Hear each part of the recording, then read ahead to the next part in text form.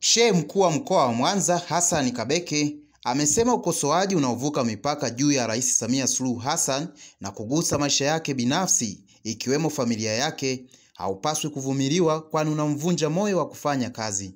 Kabeke ametoa kauli hiyo jijini Mwanza wakati akiongoza dua maalum iliyoandaliwa na Baraza la Waislamu Tanzania BAKWATA mkoa wa Mwanza kumuombea Rais Samia Suluhu Hassan na kuliombea taifa lipite salama katika kipindi cha uchaguzi mkuu wa mwaka 2025 na kuviombea vyombo vya ulinzi na usalama kwa kazi kubwa vinayofanya. Siku za hapa karibuni tumesikia mengi, baadhi akishambuliwa, baadhi akitukanwa, baya zaidi matusi hayo yakaenda kuwagusa mpaka kizazi chake, ametukaniwa mpaka watoto wake. Kwa hiyo rais unapomshambulia mwanae, ukamtangaza kwenye mitandao, ukamtukana, unamuumiza kwa kiasi gani? Kitendo cha kumuumiza ukamuathiri rais, umewaathiri wa Tanzania milioni 60. Leo tunalilia madaraja yetu alhamdulillah yanaenda kuisha Abu Sisi. Miradi inaendelea. Rais akaanza tena kuanza, mwanangu ametukana, mwanangu amefanya hivi. Maana yake umeingiza kitu ambacho kimewadhuru wa Tanzania milioni 60. Kwa tunamuombea Mwenyezi Mungu pia aendelee kumpa shajaa na uvumilivu, na Mwenyezi Mungu aendelee kumsimamisha asimame imara, lakini Mungu amlinde yeye na kizazi chake. Mungu amlinde yeye na familia yake. Mungu amlinde yeye na kila mtu wake wa karibu mwenye nia njema ya kumsaidia kuiongoza nchi hii. Kwa dua yetu pia tunamuombea rais kwa utulivu zaidi, kwa sababu kama kuna mtu ana nia ya kumvuruga, basi Mwenyezi Mungu amvuruge yeye. Kama kuna mtu anataka kumtoa kwenye reli, basi atoke yeye. Mungu atulindie rais wetu, ampe umri mrefu, Mungu ampe hifadhi itokayo kwake.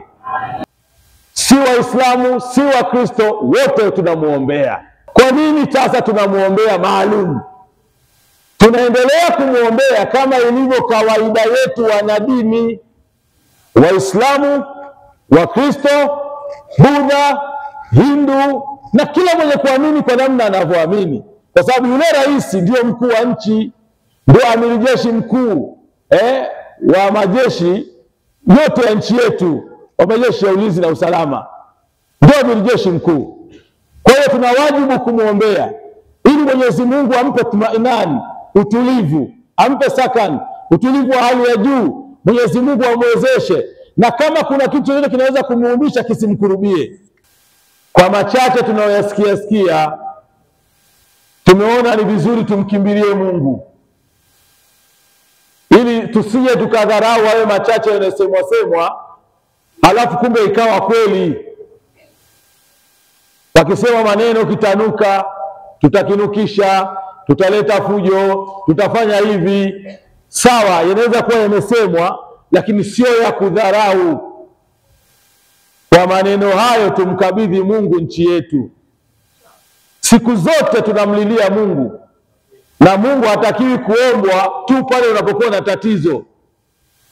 Sio mpaka itokee kweli kimenuka ndio tuanze kuomba dua.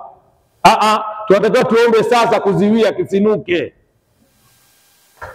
Kwa dua hii nia yake ya kwanza ni nia ya kumuomba Mwenyezi Mungu Subhanahu wa Ta'ala aipitishe nchi yetu ya Tanzania katika kipindi hichi cha uchaguzi, ipite kwa amani na utulivu. Tunaviombea vyombo vya ulinzi na usalama vya nchi hii. Kwa sababu gani? Mlinzi mkuu ni Mungu. Vyombo vya ulinzi na usalama vina taaluma ya hali ya juu, hasa vya Tanzania. Vina uelewa mkubwa kabisa, vimekamilika, havina mashaka, lakini hata wao wanajua mmoja mmoja anamuomba Mungu wake kwa dini yake. Sisi tumeamua tukae pamoja leo kwa tumefunga, tuwaombee dua vyombo vya ulinzi na usalama. Tunadhani hili ndio suluhisho. Hili ndio suluhisho, badala ya kuvilaumu, badala ya kuvunja moyo. Mfano hapa karibuni yametokea mambo yanapelekea kama kuwavunja moyo hivi, ambao tunawaomba wasivunjike moyo vyombo vya ulinzi na usalama. Vyombo vya ulinzi na usalama vikivunjika moyo, taifa letu litayumba. Kwa hiyo tunaendelea kuwaombea Mungu waendelee kusimama imara. Lakini hata kama kuna mambo yanayotokea nchini, wanajitahidi kuhakikisha yanazuilika.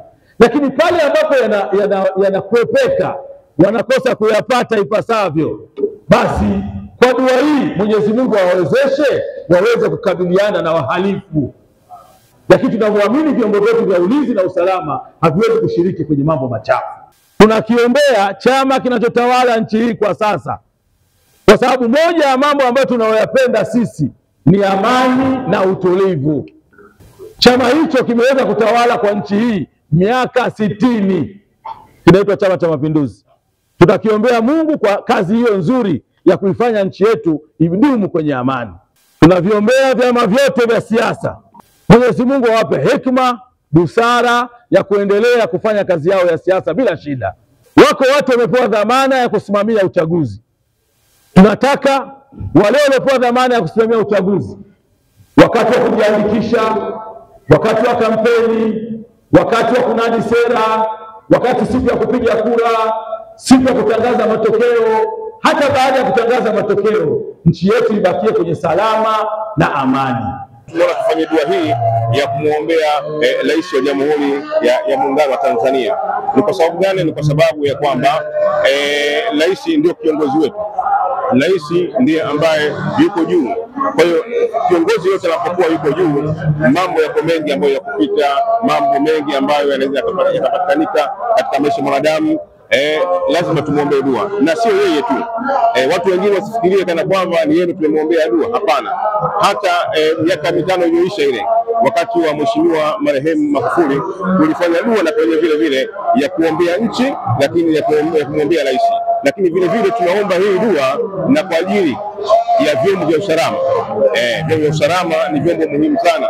Tunaamini kana kwamba kila aliyekuwa katika sekta hiyo ana dini yake, lakini vile ana maombi yake ya kuomba Mwenyezi Mungu Subhanahu wa Ta'ala. Lakini sisi tumewajumuisha wote ambao wako katika vyombo vya usalama.